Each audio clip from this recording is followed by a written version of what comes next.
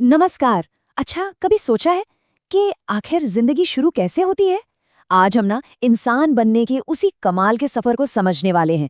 एक ऐसा सफर जो हम सबने तय किया है पर हमें याद नहीं है। तो चलिए इस राज से पर्दा उठाते हैं। तो फिर सबसे बड़ा सवाल तो यही उठता है ना, कि आखिर वो कौन सी प्रक्रिया है जो सिर्फ एक सेल, एक कोशिका को एक पूरे इंसान में बदल देती है।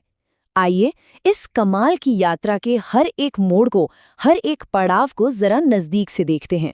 तो भाई, हर कहानी की एक शुरुआत होती है, और जीवन की कहानी की शुरुआत होती है प्रजनन से, जिसे हम रिप्रोडक्शन भी कहते हैं। लेकिन जैसा कि हम आगे देखेंगे, नया जीवन बनाने का सिर्फ एक ही तरीका नहीं है। कुदरत में जीवन बनाने के दो मेन तरीके हैं। एक है अलैंगिक, यानी एसेक्सुअल, जिसमें सिर्फ एक ही पेरेंट अकेला ही अपनी कॉपी बना लेता है। और दूसरा है लैंगिक, यानी सेक्सुअल। इसमें एक नई जिंदगी के लिए दो साथियों की जरूरत पड़ती है, एक मेल और एक फीमेल। और हम इंसानों की कहानी बस इसी दूसरे रास्ते से आगे बढ़ती है। अब इस कहानी के हैं दो मुख्य किरदार।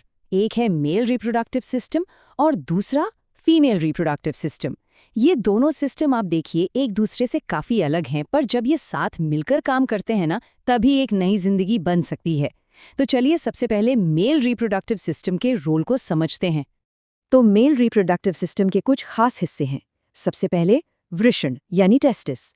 इन्हें आप स्पर्म बनाने की फैक्ट्री समझ सकते हैं। फिर है स्क्रॉटम, इसका काम है सही तापमान बनाए रखना। वास डेफरेंस एक तरह से स्पर्म के लिए हाईवे का काम करता है। और पेनिस, वो रास्ता है जो इन्हें शरीर से बाहर पहुंचाता है।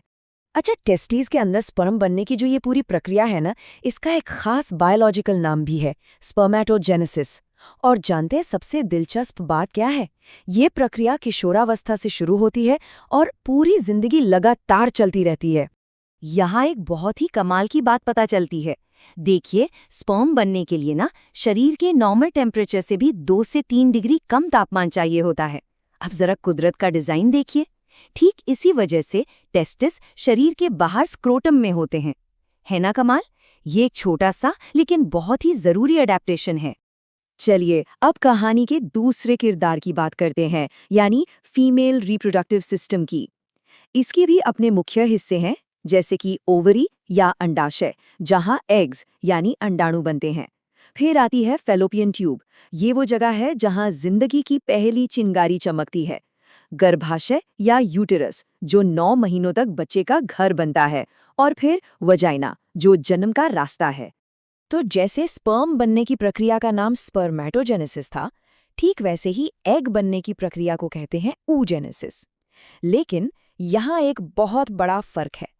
देखिए, स्पर्म तो लगातार बनते रहते हैं, पर एग यानी अंडाणु आमतौर पर हर महीने सिर्फ एक ही रिलीज होता है। अब ये जो हर महीने एक एग रिलीज होता है ना, ये कोई अचानक होने वाली बात नहीं है। ये एक बड़ी सटीक लय में होता है, एक रिदम में, जिसे हम मेंस्ट्रुअल साइकिल या मासिक धर्मचक्र कहते हैं। ये आप कह सकते हैं कुदरत का तरीका है हर महीने एक संभावित प्रेगनेंसी के लिए स्टेज तैयार करने का।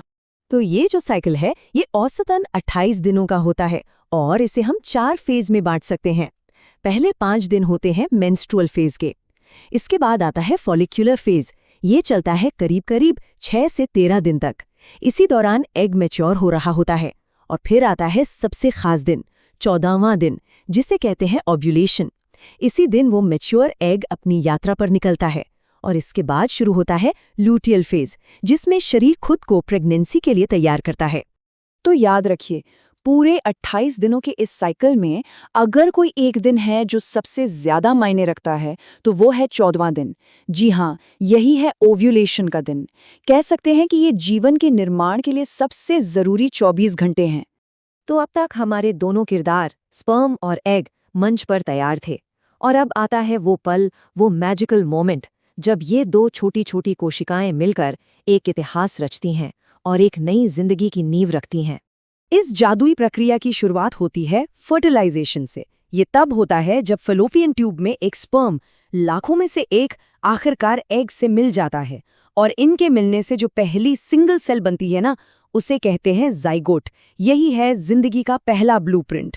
अब ये जाइगोट तेजी से डिवाइड होना शुरू करता है, एक एम्ब्रियो में बदलता है और फिर जाके गर्भाशय की दीवार से चिपककर अपना घर बना लेता है। इसी प्रोसेस को इम्प्लांटेशन कहते हैं। और जैसे ही ये इम्प्लांटेशन सफल होता है, वहीं से शुरू होती है 9 महीने की एक असाधारण यात्रा। एक ऐसा सफर जिसमें कुछ कोशिकाओं का एक छोटा सा गोला धीरे धीरे एक पूरे शिशु में बदल जाता है। इस डेवलपमेंट के दौरान भी नाम बदलते रहते हैं। जानते हैं कैसे?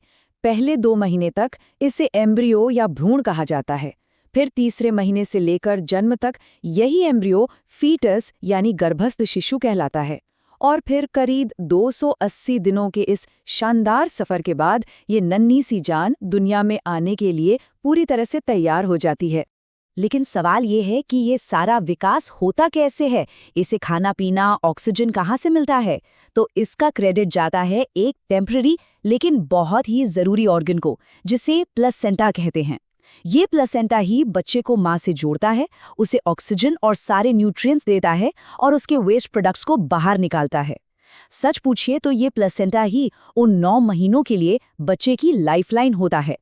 तो ये थी इंसान बनने की कहानी। सोचिए कितनी जटिल यात्रा है, जिसकी शुरुआत होती है सिर्फ 2 सूक्ष्म कोशिकाओं से और अंत होता है एक पूरे सांस लेते हुए जीवन में। वाकई ये जीव विज्ञान का सबसे बड़ा चमत्कार है।